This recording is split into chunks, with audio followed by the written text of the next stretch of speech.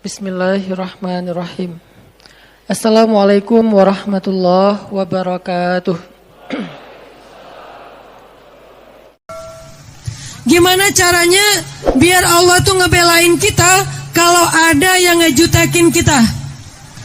Gimana caranya Allah tuh ngebelain kita kalau ada yang nyebarin hoax atau fitnah tentang kita? Gimana caranya biar Allah ngebelain kita kalau ada orang yang mencoba untuk mempersekusi kita, ngebully kita, ataupun ngeblok kita? Pertanyaannya adalah gimana biar Allah ngebelain kita? Karena Nabi SAW sendiri pernah di-hate di dalam Al-Quran. Allah kisahkan tentang hatersnya Nabi. Mana surat kisah kalau Nabi pernah di-hate? Surat Al-Kautsar. Itu surat cerita haters di zaman Nabi. Surat Al-Kautsar. Mana Ustadz cerita hatersnya di surat Al-Kautsar? Selama ini kan kita kalau ngebahas surat Al-Kautsar hanya ngebahas sisi fasholli li rabbika wanhar, hanya sisi menyembelih hewan kurban. Padahal asbabun nuzul, cerita di balik surat Al-Kautsar itu nggak usah.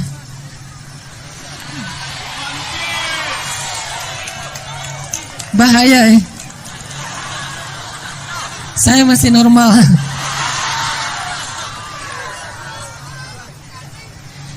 Ternyata teman-teman, cerita di balik surat Al-Kautsar itu bukan cuma masalah menyembelih hewan kurban. Tapi justru cerita di balik surat Al-Kautsar itu orang-orang kafir Quraisy nge-hate Nabi SAW.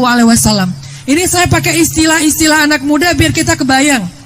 Dan ini juga berlaku dalam daily kehidupan kita. Gimana cara mereka nge-hate Nabi? Waktu itu Nabi SAW sedang diuji oleh Allah dengan satu musibah. Apa musibahnya? Kehilangan anak laki-laki beliau yang bernama Abdullah. Anak laki-laki Nabi yang masih kecil meninggal dunia. Sehingga Nabi merasa sangat sedih. Dalam kondisi kayak gitu, maka orang-orang yang tidak suka kepada Nabi kemudian membuat sebuah hashtag, memviralkan sebuah kalimat, menuduh Nabi dengan kalimat abtar, abtar, abtar. Mereka mengatakan Nabi itu abtar, rajulun abtar, laki-laki yang mandul, kata mereka. Karena salah satu di antara makna abtar, selain terputus, abtar juga bermakna mandul, gak punya anak. Sehingga ketika Nabi dalam keadaan kehilangan anak laki-laki yang akan meneruskan dakwah beliau harusnya, maka orang-orang kafir Quraisy mengatakan Muhammad abtar, rajulun abtar, abtar, abtar, kata mereka. Laki-laki yang terputus dari keturunan, laki-laki yang mandul. Sehingga kata abtar ini menjadi hashtag dan viral di antara orang-orang kafir pada masa itu. Seorang laki-laki yang bernama Abu Jahal datang menemui orang Yahudi. Lalu dia bertanya, wahai orang-orang Yahudi, menurut kalian yang mengerti kitab suci, mana yang lebih baik antara kami orang-orang Quraisy yang memiliki banyak keturunan dengan rajulun abtar, laki-laki yang mandul itu yang dimaksud adalah Muhammad. Lalu apa kata orang Yahudi? Bal antum khairum min rajulin abtar. Bahkan kalian lebih baik daripada laki-laki yang mandul itu. Lalu sepakatlah orang Yahudi untuk menuduh Nabi abtar, laki-laki mandul katanya. Muncul lagi seorang laki-laki yang lain, Ibnul Wa'il. Dia mengatakan di pasar-pasar kepada semua orang dia fitnah. Kalau Muhammad lewat, katakan abtar, abtar. Sehingga kemanapun Nabi pergi, orang memanggil Nabi bukan lagi dengan panggilan ya Muhammad, tetapi orang memanggil Nabi dengan kalimat ya rajulun abtar, wahai laki-laki mandul. Sehingga Nabi menjadi semakin sedih. Dibully di mana-mana. Semua sosial media menggunakan hashtag abtar. Captionnya semuanya tentang abtar. Dan Nabi semuanya sama-sama dianggap sebagai orang yang membawa musibah ataupun bencana. Abtar, kata mereka. Lalu yang paling menyakitkan buat Nabi adalah Abu Lahab, pamannya sendiri. Pamannya mengatakan kepada semua orang-orang di Mekah, wahai ya ahla Makkah, ya ma'syara Quraisy, wahai penduduk Makkah, wahai orang Quraisy, saya berlepas tangan dari seorang laki-laki yang tadinya saya sebut sebagai ponakan saya, tapi karena dia adalah laki-laki mandul, maka saya tidak mau lagi menganggapnya sebagai ponakan saya. Terputus silaturahim Nabi dengan pamannya. Kenapa? Dituduh abtar. Perempuan-perempuan semuanya marah kepada Nabi karena dianggap sebagai abtar, laki-laki yang tidak bisa memberikan keturunan anak yang baik. Menjadi semakin sedih hati Nabi. Pertanyaannya, apa sikap Nabi ketika dibuli dengan kalimat abtar? Apa respon Nabi terhadap komen-komen orang kafir Quraisy yang menuduh Nabi dengan kalimat abtar? Apakah Nabi mereplay komen mereka? Tidak. Apakah Nabi membalas bulian mereka dengan postingan-postingan beliau yang berupa hadis? Karena postingan Nabi, caption Nabi kita kenal dengan hadis. Apakah Nabi mengeluarkan hadis kalian yang abtar? Tidak sama sekali. Apakah Nabi mencela mereka dengan kalimat celaan? Tidak sama sekali. Terus apa yang dilakukan Nabi? Nabi berdoa kepada Allah. Nabi mengadu kepada Allah. Nabi curhat sama Allah. Rabbi, ya Allah, mereka bilang saya abtar. Ya Allah, mereka bilang saya mandul. Ya Allah, mereka bilang saya bukan laki-laki yang sempurna. Mereka bilang saya cacat. Ya Allah, mereka menuduh saya dengan tuduhan-tuduhan palsu. Nabi terus berdoa kepada Allah. Kemudian Allah turunkan ayat untuk menghibur kekasihnya. Bismillahirrahmanirrahim. Inna a'tainakal kautsar. Kalimat abtar yang diucapkan oleh orang-orang kafir Quraisy diganti oleh Allah abtar menjadi kautsar. Versi orang kafir abtar, versi Allah kautsar. Apa bedanya? Abtar gak punya kebaikan apa-apa. Kautsar memiliki segala banyak kebaikan.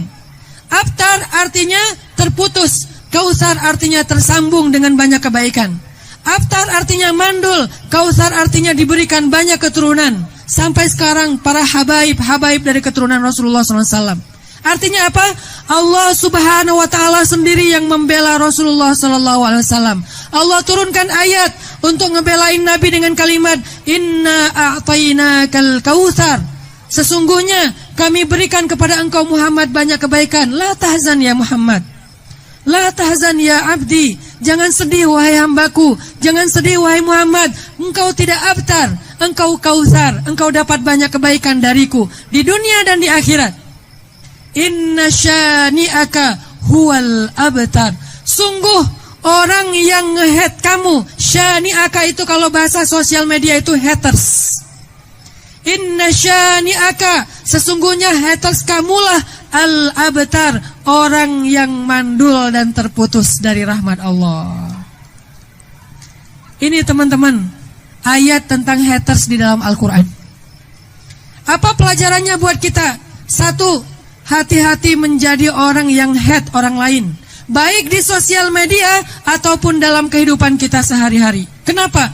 Ketika kita mengeluarkan satu kalimat yang tidak baik, ketika kita ngetik komen kata-kata yang tidak baik, kalau di dalam ayat ini adalah kalimat abtar, maka kalimat atau kata itu akan naik ke langit. Ini hati-hati kalau kita ngetik nih. Makanya Nabi mengatakan, "Man kana yu'minu billahi wal yaumil akhir falyakul khairan aw liyasmut." Kalau kita beriman kepada Allah dan hari akhir, maksudnya apa? Kalau kita beriman bahwa Allah itu maha melihat, maha mendengar, maha mencatat, bahwa hari akhir itu akan dipertanggungjawabkan semua ucapan kita, falyakul khairan, hendaklah dia mengatakan yang baik. Mengatakan yang baik bisa dengan lisan, bisa dengan ketikan. Auliyasmut, atau nggak usah komen sama sekali. Kalau kita nggak bisa komen yang baik-baik di sosial media, mending kita nggak usah komen, nggak usah nge-like, kalau perlu bahkan nggak usah follow. Kan sederhana kan? Ternyata unfollow itu salah satu sikap orang beriman. Left group itu terkadang ya, nggak selalu, termasuk di antara sikap orang yang beriman. Kenapa? Dia nggak mau terjebak di dalam saling komen dengan hal-hal yang negatif. Mending unfollow aja, atau mending diam aja, nggak usah di like. nggak usah di-repost, apalagi di komen dengan kalimat-kalimat yang buruk. Kenapa? Ketika kita komen dengan kalimat yang buruk, misalnya kita bilang apa? Bodoh. Misalnya kita bilang kafir. Misalnya kita bilang kalimat hewan. Mau itu hewan yang najis maupun yang tidak najis. Kalau orang Arab bilangnya, ya humar, wahai keledai. Kalau di kita mungkin menggunakan bahasa yang lain, hewan-hewan apapun, maka kalimat itu akan naik ke langit, teman-teman. Lalu pintu langit akan tertutup rapat karena langit tidak menerima kecuali kebaikan.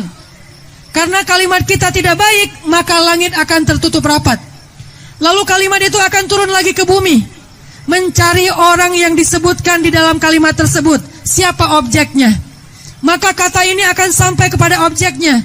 Ketika dia sampai di atas ubun-ubun orang yang disebut, maka kalimat ini tidak akan diterima jika orang tersebut tidak seperti yang disebutkan.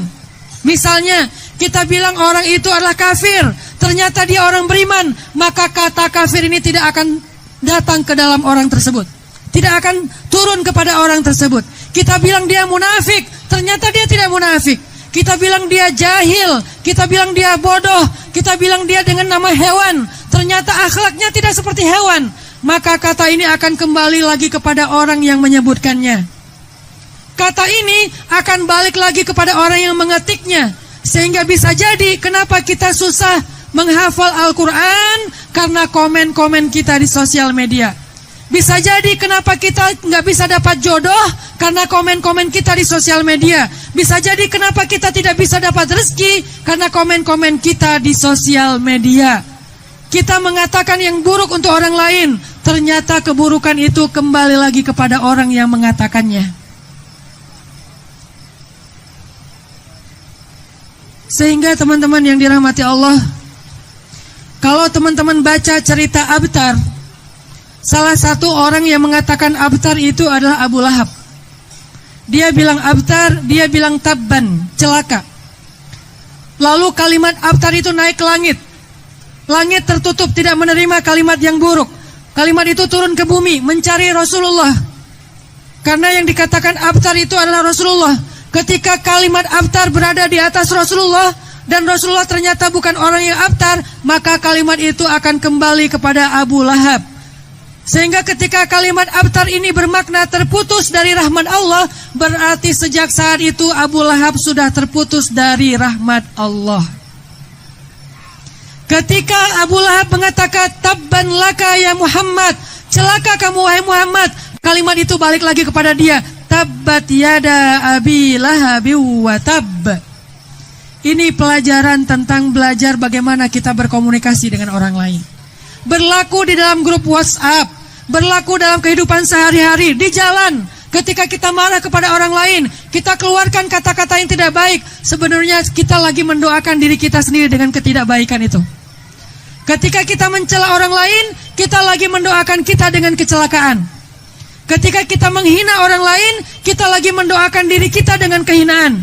Ketika kita menjudge orang lain dengan keburukan, kita sedang mendoakan keburukan atas diri kita sendiri sebetulnya. Maka hati-hati dengan lisan kita, hati-hati dengan jemari kita, hati-hati dengan komen-komen kita. Memang di Al-Quran tidak ada ayat secara khusus tentang sosial media. Tidak ada Instagram, tidak ada Facebook, nggak ada Twitter. Tapi semua ini tuh soal komunikasi dan lisan, soal ucapan, soal kalimat, soal diksi. Dan itu ayatnya dan hadisnya banyak banget di Al-Quran. Sehingga Nabi SAW mengatakan, di antara organ tubuh kita yang seringkali membuat seseorang itu celaka nanti di akhirat apa? Dua. Satu kemaluannya, yang kedua adalah lisannya. Yang paling sering orang celaka di akhirat, lisannya dan kemaluannya. Orang yang kadang-kadang ahli tahajud di malam hari, tapi tidak mampu menjaga komennya di siang hari, habis pahala tahajudnya. Orang kadang-kadang ada orang yang rajin puasa Senin Kamis, tapi nggak tahan untuk komen, replay, respon di sosial media, habis pahala puasanya. Kenapa? Ditransfer kepada orang yang dia sebutkan di dalam komen-komennya. Misalnya dia add siapa gitu. Maka orang yang di add itu mendapatkan kebaikan, sedangkan dia mendapatkan keburukan sesuai dengan komennya sendiri. Abu Lahab contohnya. Sehingga sejak dia mengatakan tabban, Sejak dia mengatakan abtar, maka Abu Lahab tidak lagi mendapatkan hidayah dari Allah Subhanahu wa taala. Tertutup pintu hidayah untuk Abu Lahab. Kenapa kok Allah menutup pintu hidayah untuk hambanya? Bukan Allah yang menutup, Abu Lahab sendiri yang menutup dengan kata-katanya. Kenapa Allah nggak pernah zalim kepada hambanya, teman-teman? Ini pelajaran pertama dari surat Al-Kautsar. Hati-hati menjadi haters. Wala yajrimannakum syana'anu qaumin ala alla ta'dilu. Jangan sampai gara-gara kita nggak suka kepada suatu kaum, kita bersikap nggak fair kepada mereka. Apa sikap nggak fair? Menuduh mereka dengan tuduhan yang tidak baik, menyebut mereka dengan sebutan yang tidak baik, yang seandainya sebutan itu didengar oleh mereka, maka mereka akan sedih dan merasa sakit hati. Ini namanya nggak fair. Wala yajrimannakum syana'anu qaumin ala alla ta'dilu. Jangan sampai gara-gara kalian nggak suka kepada satu kelompok. Sebentar lagi 2019, ada dua pilihan pastinya. Kita boleh berbeda pilihan, itu hak setiap warga negara. Tapi tidak ada hak bagi kita sama sekali untuk mencela orang yang berbeda pilihan dengan kita. Ini Islam. Ini yang diajarkan Rasulullah SAW. Kalau kita tidak setuju, sampaikan argumentasi kita secara ilmiah. Kalau kita punya gagasan untuk membangun Indonesia, sampaikan gagasan kita dengan cara-cara yang baik. Karena semua kita menginginkan kebaikan untuk bangsa ini. Tapi tidak ada hak sedikit pun untuk saling mencela. Apa kata Nabi, teman-teman? Di dalam kitab Riyadhus Shalihin juga ada. Kalau seorang budak perempuan kalian, budak perempuan berzina, seorang budak melakukan dosa besar, yaitu zina. Kalau ada budak perempuan kalian berzina, cambuklah dia, tapi jangan mencela dia.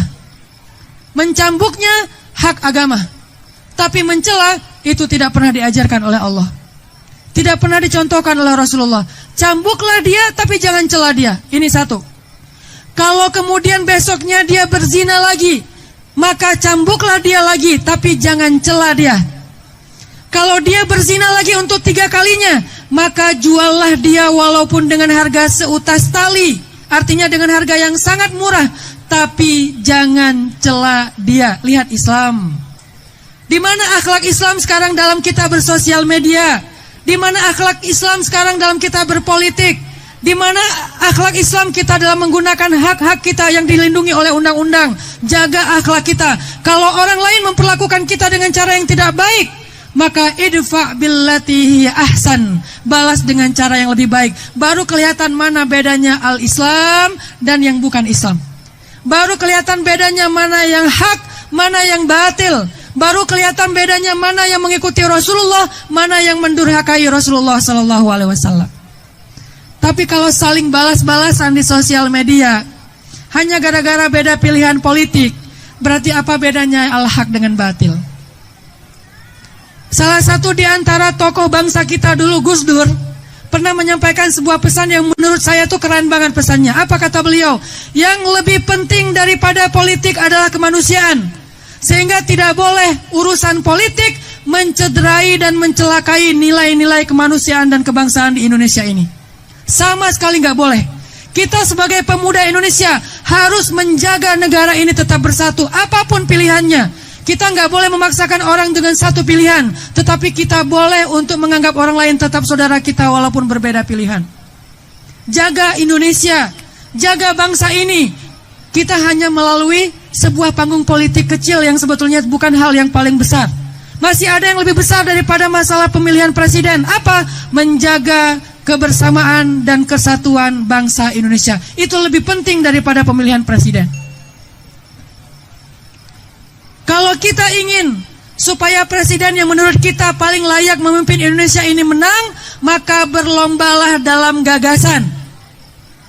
Jangan berlomba dalam saling mencela. Hati-hati dengan kata-kata kita, teman-teman.